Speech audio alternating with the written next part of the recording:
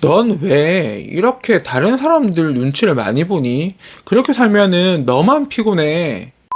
안녕하세요. 시시한 이야기의 남자 시시남입니다. 당신은 착한 사람입니까? 여기서 바로 네, 아니요 로 대답할 수 있는 사람은 드물 겁니다.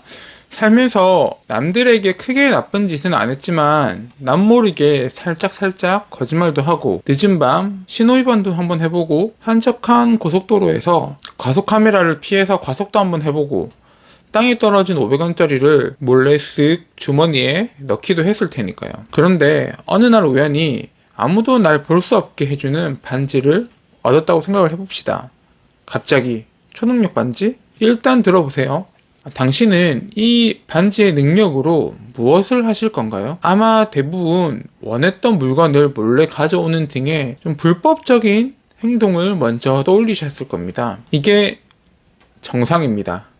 당신이 특별히 사악해서 그런 게 아니에요. 이러한 능력으로 정의로운 행동을 하려고 하기보다는 단순하게 내가 원했던 것, 이득이 되는 행동을 하려고 하는 게 사람입니다.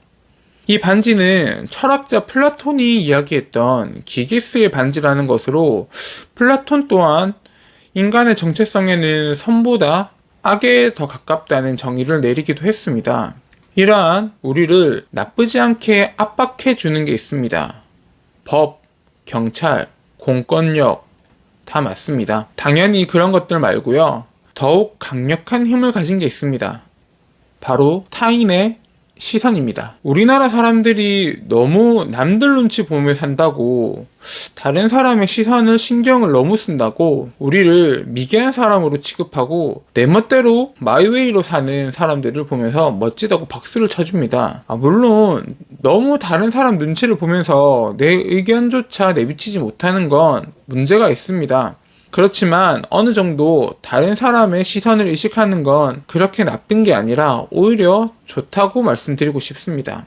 혹자는 유럽이나 미국 같은 선진국에는 다른 사람 눈치를 잘 안 보잖아? 그러니까 저렇게 잘 살지, 자유롭게 살지 이렇게 말하시는 분들도 있는데, 그런데 유럽이나 미국에 가보신 분들의 이야기를 들어보면 물론 좋은 동네도 있지만 좋지 못한 동네는 정말 살만한 곳이 못 된다고 합니다. 넘쳐나는 노숙자와 강도, 소매치기, 도둑 등등이 비일비재한 동네가 엄청 많다고 해요. 그런데 우리나라는 어떻습니까?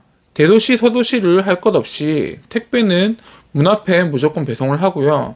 카페에 노트북을 올려놓고 화장실을 가고 가방을 지하철에 놓고 내려도 분실물 보관센터로 보관되는 거의 유일무이한 나라일 겁니다. 우리가 그동안 당연하게 여겼던 것들이 다른 나라 유튜버들이 한국에 오면은 한 번쯤 실험을 할 정도로 해외에서는 신기한 광경이라는 거예요. 노숙자가 다른 나라에 비해 없는 이유는 어느 정도 사람 구실을 하고 살지 않으면 가족들, 친구들이 제대로 살라고 잔소리를 합니다. 그 잔소리가 듣기 싫어서일지도 모른다는 거예요. 그들이 날 한심하게 생각하고 날 떠날까봐 그 눈빛들이 무서워서 조금은 뭔가라도 하려고 노력을 한다는 거죠. 다른 사람들의 시선을 신경 쓰면서 내 자신을 억누르며 사는 한국 사람들이기 때문에 다른 나라에 비해서 자유롭게 잘 살진 못해도 평균 혹은 그 이상의 경제와 치안을 유지하는 건 아닐까요? 인스타에서 보이는 남들의 그 멋진 생활을 보면서 물론 내 자신이 초라하게 느껴질 수도 있지만 나도 저 정도로 잘 살고 싶다 이런 마음을 가지게 되는 게 없지 않아 있으니까요. 저는 부모가 되면서 다른 사람이 날 어떻게 볼까 보다는 내 자식들이 날 어떻게 볼까 이런 생각을 많이 하게 되었습니다. 그래서 부끄럽지 않은 아빠가 되고 싶고 되도록 선한 행동과 생각을 하면서 살아가려고 합니다. 누군가의 눈치를 본다는 건 그만큼 당신을 바로 잡아주게 합니다. 그 누군가가 당신에게 소중한 사람이라면 그 힘은 더욱더 강력해질 겁니다. 그 사람에게 좋은 사람으로 보일 수 있도록 좀 더 노력하자고요. 눈치 마음껏 보자고요. 영상이 공감이 되셨다면 좋아요를, 헛소리라고 생각되신다면 살포시 나가주세요. 그럼